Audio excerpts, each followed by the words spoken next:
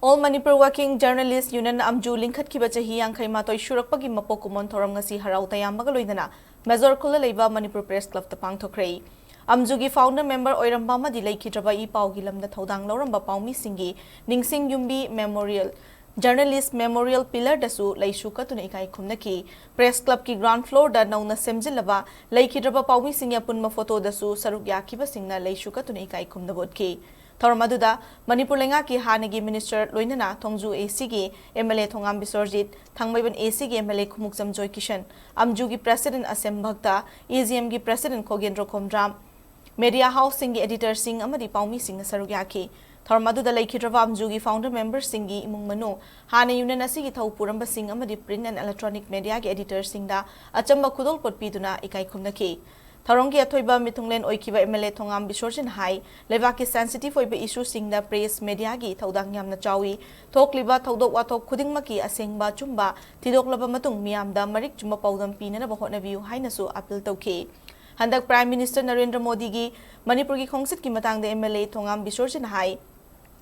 Project ama paikhatpada matam changi Congress lengak matamda paikhatlamba loishinba ngamdraba project kaya BJP lengak leiba matamda loishinduna miyamda sinabada nungaiba fawi ahoba leirabadi aroiba naigani haike Prime Minister gi khongchatta kari hairami amadi lamdam asigi issue ki matangda kari palami haiba Press Information Bureau PIV gi English translation da ningthina yauri sensitive oiba issue kaya da phone na haiba yaba natraga fumlaga na koina na haiga da wafam haiba sulaigani haina makna makhata ki Yes, of course, government gi leriba tawriba port puna maxing che akhoi gi was dog oina laibiri har kana mayam da fajana information phangan biba da mayam da gi pirapa paw da phong kan da sarkar da eye opener oina mayam na prajana kari pami ge che masigi marakta lerga thabak tawbiri ya wana tawbiba akhoi jini jangeba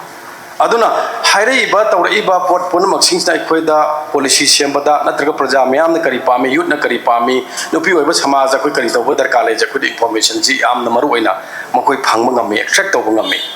adubu marakta akhoi na haijai madudi सरकार ने करी खली सरकार ने करी तौना नम पाव लई अदुगा प्रजा ने करी पामगी महुत प्रजा गिलरी पापा मधु खतंग हेक इशलकांद सरकार ने तौरी पोटुदी प्रजा दे हेक यौदबसिन मरम मोरगा प्रजा ना लाना चटनबा कोई मरक्ता गैप लईबसे लाउथोरकनबगी मचाम ओरपदो अदु कंट्रोल तौनबा हाइजबने इन हाइजरिजे हाइबदी अखोई लईब कनागोमना हारे पोटु गवर्नमेंट की अथॉरिटी नत्रगा लईब मयाम सेदा अखोई सरकार के ओइब पोर्ट प्लान दे करी लेगे हाइबे पोर्ट हाइरगदी पाव अनि दु फोंबिरमदि प्रजा न सी हाइरे सरकार न सी तौनब लेरमे हारगदी प्रजा जिंदना दुम मागी लेपकदब पोर्ट वाखलोंद लेपचरसनोबा अदु नतना वन साइडेड ओइब पोर्ट लागदी मदुगी नेगेटिविटी दो ओइना पॉजिटिव ओइगदब पोर्ट तो नेगेटिव ओइना चपदो अदु चलहन दिंगनबा अखोई मरक्ता गैप लेनदनबगी वाखलोंद आइना हाइजबनी ना आई सीमा थमजगे Manipur gi